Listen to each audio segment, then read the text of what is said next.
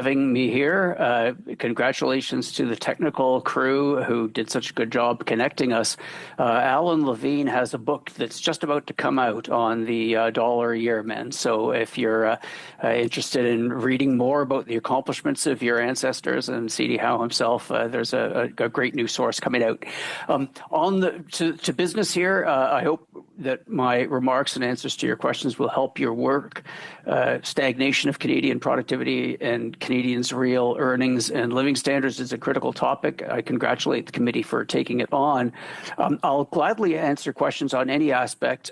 In my opening remarks, I want to focus on business investment because investment has been so weak for a decade that the stock of capital per worker in Canada has been falling. If we don't turn that around, the sustained improvements in productivity and earnings and living standards we all want to see and that motivate this committee's work will not happen. The capital I'm focusing on is built capital. That means non-residential buildings and engineering, machinery and equipment, M&E, plus intellectual property products. Other types of capital matter, and the efficiency that we use our capital with matters, but the built capital is absolutely critical. If you look around the world, high-income countries have lots of built capital, lots of non-residential structures, M&E, and intellectual property products per worker. Low-income companies have little built capital per worker. And the crux here is that over the past decade, our investment in these types of capital in Canada have not kept pace with depreciation, have not kept pace with population growth. So the capital stock per worker has fallen, and you won't find anything like that since the days of C.D. Howe. This institute publishes an annual report that compares investment per worker in Canada with the past and with other countries. The international comparisons matter for many reasons. One reason is that if we saw other developed countries also investing less, we might take comfort that we weren't standing out in a bad way or losing ground against countries that are equipping their workers better. But that's not what we find.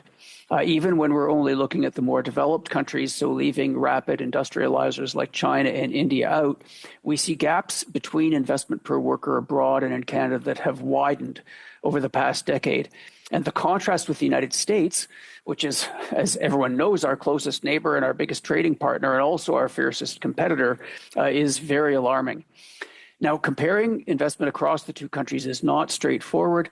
In Canada, we have tended to invest more in non-residential structures. That's partly because our economy is more natural resource focused. But the gap in our favor in that area has narrowed.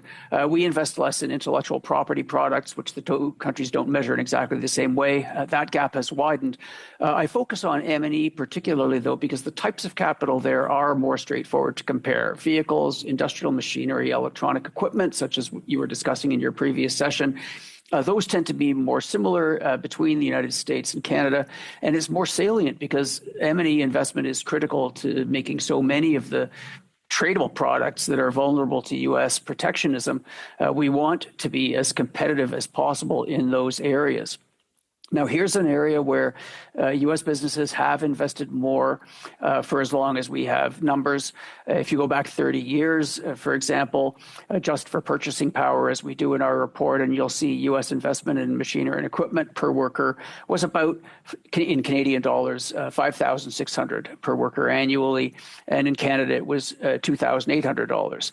So if you compare those numbers, you'd see that every dollar of new M&E investment enjoyed by the typical U.S. worker, for every dollar in the U.S., the typical Canadian worker was getting about 51 cents back then.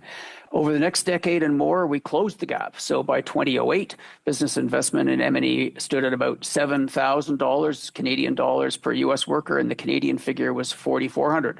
So it's better. For every dollar of new M&E per U.S. worker that year, Canadian workers got 63 cents. But the change since then, U.S. investment is up and ours is down. And in the second quarter of this year, the most recent data we have, U.S. businesses invested in M&E at an annual rate of nearly, in Canadian dollars, $12,800 per worker.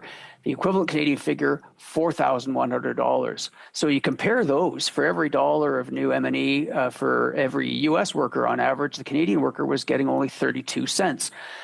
Now, Canadian witnesses' opening remarks should not exceed 5 minutes. So I'll wrap up, and I'd be glad to respond to questions about why this is happening and what we can do about it. I do want to underline, I focused on built capital and especially the gap between machinery and equipment investment per worker in the US and Canada, because it's such a key indicator of our recent attractiveness to investment and our prospects for productivity in the future. If U.S. businesses are equipping their workers at triple the rate that we are, that's an annual gap in dollars of about $8,500 in M&E alone. We've got a big problem. Everyone will remember, it'll probably be in your report, that Bank of Canada Senior Deputy Governor Carolyn Rogers said 18 months ago now that Canada had a productivity emergency. It was time to break the glass. Things have gotten worse since then, and I hope this committee's work will help us find the hammer. Thank you again for having me with you today, and I look forward to your comments and your questions. Thank you very much, Mr. Robson.